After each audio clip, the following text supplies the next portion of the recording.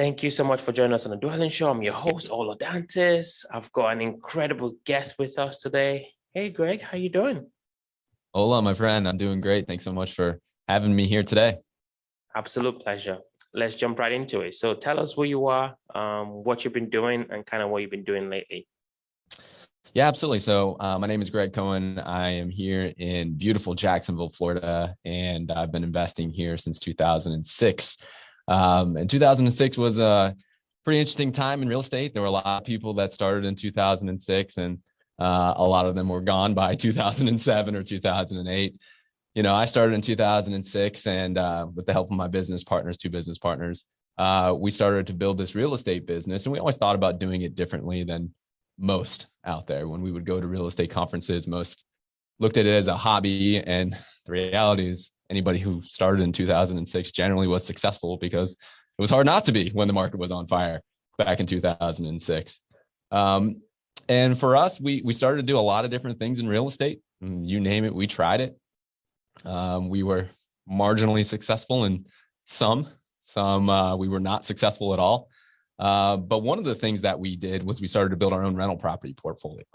And so in the span of about a year and a half, we bought about 40 rental properties. And at that time I was 23 and my business partners were 23 as well. And, through the Great Recession, when values dropped over 35%, and everybody went running for the hills, we looked at what was working in our real estate business, and there was a lot that wasn't working. And we looked at what was working. And it was this rental property portfolio. Even though values had dropped over 35%, for us, it really didn't affect us, right? We still kept earning $100, $200 a month in cash flow. And we didn't need to sell the property, so we didn't really care what it said on paper it was worth. It was our retirement plan for the long haul. And so while the rest of the real estate world was on fire, and was not fun to be a part of, the one thing that was working was this rental property portfolio. So we said, all right, let's take a look at what we're doing well here. And so from there, we started to create the same experience for others. And we started to build our portfolio and create a way where others could actually enjoy building their rental property portfolio, even if they weren't a real estate expert, even if they weren't in Jacksonville, Florida. And that's really what our mission has been. Our company is JWB Real Estate Capital, and we now get to serve over 1,600 clients who invest with us here in Jacksonville. And we're a vertically integrated provider, so we do everything for our clients. They get to invest in this passive income stream. And basically, we buy land, we build a new construction house on that property, we put a long-term resident in that home, signs either a 2 or a 3-year lease, and then we do the property management for that property and for that investor for the long haul. And that client just continues to add properties to their portfolio and build up and hopefully accomplish their passive income goal. And so that's what we do every single day here at JWB. We serve, as I mentioned, over 1,600 clients, manage over 4,500 homes, and have over $750 million in real estate assets under management. So that's what we've been up to lately. Dude, I've been taking notes like a crazy person.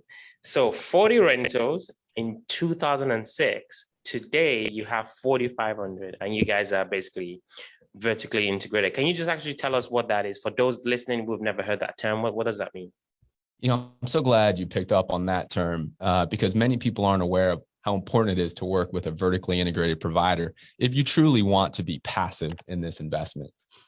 We hear the term turnkey a lot, and turnkey can have different meanings for different companies. Usually it's biased for whatever that company does, that they'll say that's the definition of turnkey.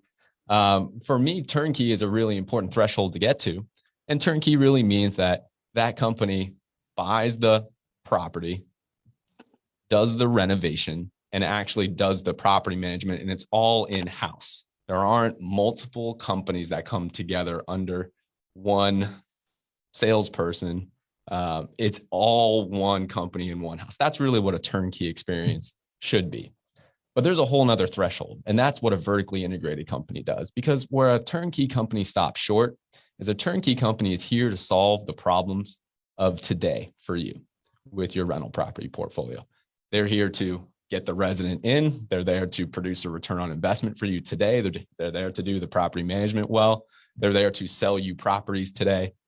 But where they fall short is that they're not thinking about the long-term problems and opportunities for you as a real estate investor. And the reality is that the way to win in owning rental properties is to buy and hold for a full market cycle.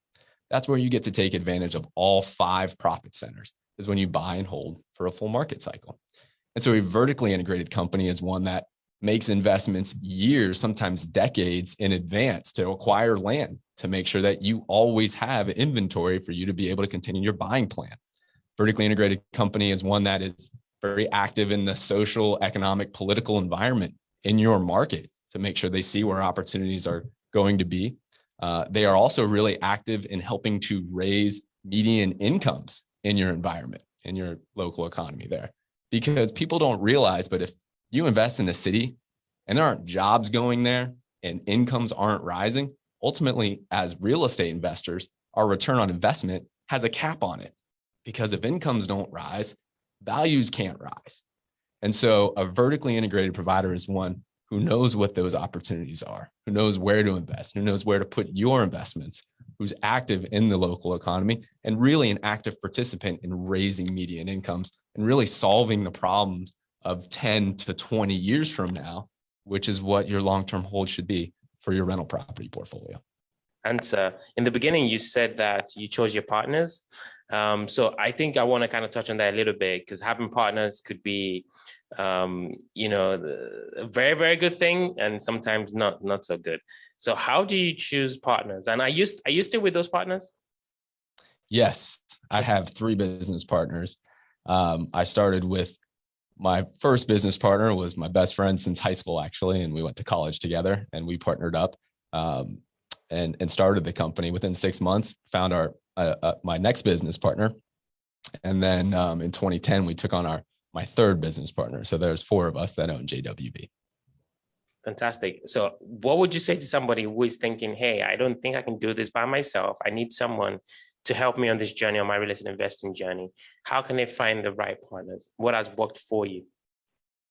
Well, I don't think you need a partner in this business to be successful. I think if you are blessed to have a partner and your goals are aligned and your core values are aligned and you're at the right place in life where your priorities are generally aligned, then having partners makes this so much more fun.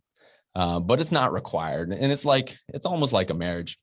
I think, before you get married, you're going to make sure you know everything about that person because you're going to make an incredible commitment to that person. It's clearly not on that same level here, but in business, it's the closest thing you can get. And it should be treated similar, right? You should understand exactly how that person thinks in stressful situations and non-stressful situations. Just kind of play out those scenarios, because I can tell you, especially starting a new business, we were like every new business that starts.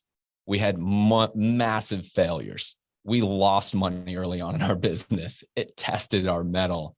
But I remember those times. And as I look back at those times with my business partners, we look back and smile because those were some of the times that forged our partnership in a way that no other challenges were going to. And it tested our ability to be great partners. And we never lost faith in ourselves and never lost that positive, cohesive team spirit between the 4 of us. So what I would say is keep your eyes and ears open. Start with trust, right? Start with those people that you trust, that you have similar interest in, and start to explore that, but don't rush into it. And certainly don't feel like you have to. If there is anything that is telling you you're doing it because you feel like you have to, it's probably not a good partnership. So you also mentioned you were 23 years old when you started your company, and in about 1.5 years, you guys scaled up to like 40 rentals. If I'm 23 right now and I'm listening to this conversation, I mean, how the heck do I do that? Well, one of the things I learned really early on is that every time that I would buy a rental property, it didn't fire me up that I was adding like $100 a month of cash flow. Like, I think people get it mixed up. They think that that's somehow going to change their life, right? It's not the $100 of cash flow. For me, every time I would buy a rental property, I would think to myself that I'm owning more of my time. And I don't get to cash that in today. It's going to take me 10 years or 15 years or 20 years or whatever it is. But every rental property I was buying more of my time because I'm buying an income stream. And so when I realized that it was my job just to acquire these assets, and the younger I could do it, the more beneficial it would be, because it would get better and better with time, I said, all right, well, then I have to figure out how to own these assets, acquire these assets, and I don't have money to do it. I was 23. I don't come from a real estate family. I don't come from family wealth. And so my business partners and I said, okay, well, how can we construct this? How can we create a way where we can actually use smart debt to our advantage so that we can acquire these assets? And so that's what we did. We became very good at borrowing money from private individuals, became very good at understanding how banks would lend on rental properties for us so that we could get great long-term rates. And we started to acquire. So that's kind of general of what we did. Specifically what we do, Ola, we would go out there and we would find undervalued properties because, again, I'm an active investor, right? This doesn't work for the passive side, which is what our clients are looking for. But in the beginning, I was active. And so I would go out there and find undervalued properties. I would find a private lender to lend me the money to do the purchase and the renovation. Once that property was fully renovated, I would then go to a bank and I would say, hey, bank, can you give me a new loan?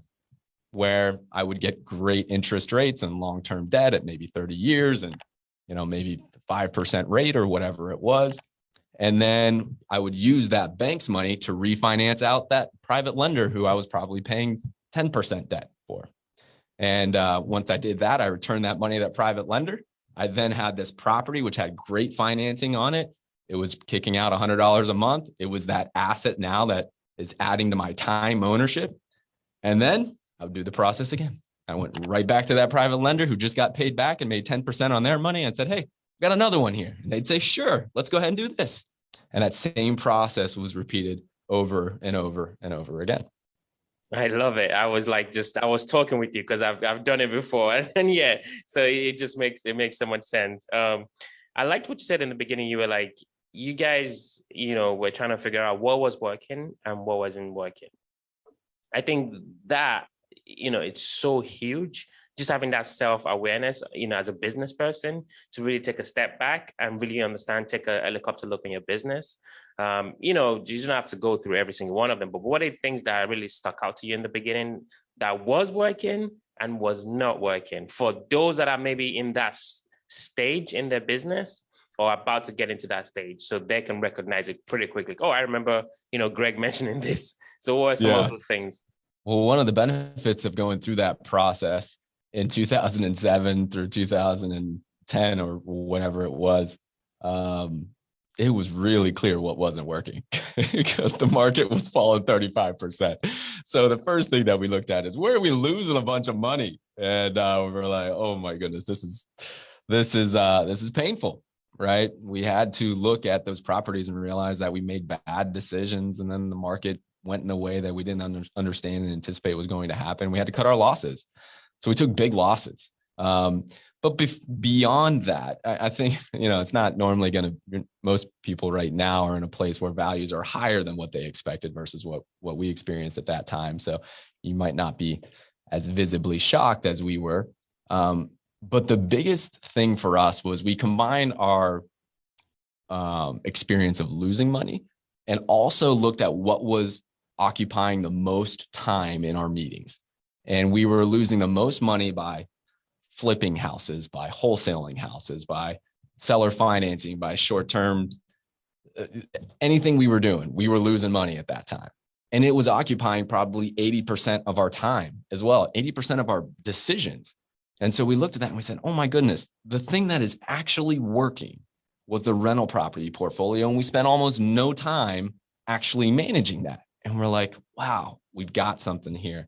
So what I would recommend for others who might be in a similar place in their business and maybe it's not working is, of course, look at the financials, but also think about what percentage of your time is occupied by that activity.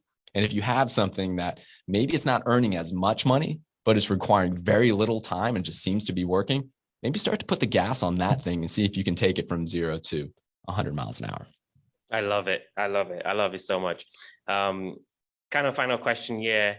Kind of a little bit back going into vertical integration. You actually buy land. So that's like, it doesn't get raw. It doesn't get any raw than this. You buy land, build, place a tenant, hold long term. Fascinating. I've never heard, any investor do that. Actually, they kind of start from just buying a home that is built by a developer or whatever, but you guys are actually going all the way to the beginning to raw land. Why that step? And have you found out that that's kind of like your winning strategy or secret recipe? It's just kind of fascinating to me. It is something that many people are shocked that you can do, that you can build new construction properties and rent them out and produce this income. But you wouldn't believe this, Ola. We've been doing this since 2011. The Wall Street Journal actually profiled us in 2011 as being a pioneer in the build to rent space. Many people today have heard of build to rent. It's a little bit more of common knowledge now. Actually, the big private equity firms in Wall Street are actually investing in build to rent. But yeah, we started in 2011. And again, going back in 2011, we were just coming out of the Great Recession. For us, we looked at it and we said, oh my goodness, right? At that point, we were buying properties and then renovating them like most people do today. And we said, you know what? At that point, land was so cheap because nobody was building. Labor and materials were so cheap because nobody was building. And we said, I wonder if we could buy a piece of land and then build a house and be into that land, into that project for the same amount as a renovated property. And so we tried it. Our first project was about 40 properties that we built here in Jacksonville. And we were like, wow, we can do this. And then we started to see the benefits for a resident, right? At the end of the day, in rental properties, everything comes down to having a long-term resident, keeping them happy, and of course, keeping the rent coming in. And like, how cool was it so that a resident could rent a brand new home? I remember when I was renting a home in college and soon after, I was never able to rent a brand new home. And so the resident would win, the client would win because they'd have lower maintenance and vacancy costs, right? That's the name of the game. We're trying to increase rentership to decrease maintenance and vacancy costs. So the owner wins. And then of course, if we do that well enough, our company would win in the background. So it started in 2011. We have continued to ramp that up every year. Last year, we completed about 250 new home builds. This year, we are going to complete 600 new home builds. And so for our overall portfolio, we still do renovations when the market opportunity exists. Market opportunity for renovated homes right now is very small because prices have gone up so much. So new builds and new construction for us is a huge part of our portfolio. Over 75% of our inventory is actually brand new construction. And even though I love both new constructions and renovations, it's just that opportunity right now because not enough people are building land in the vertically integrated space where they can sell it as a passive income stream. Wow, love it. I wish I can keep going on and just hearing more of you, but we're definitely dwelling into the quick round. These are going to be quick questions, quick answers. You ready, sir? I'll do my best. First question, what makes you, Gregg, unique? What is that differentiating factor that separates you from the next guy or the next girl?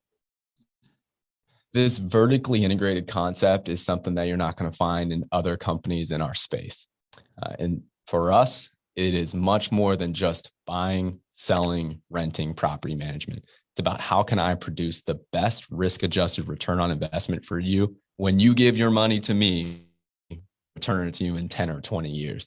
You've got to find a company that is a lot more than just the here and now to be successful to do that. Second question, what was the last book that you read? And what was the one thing that you picked up from that book?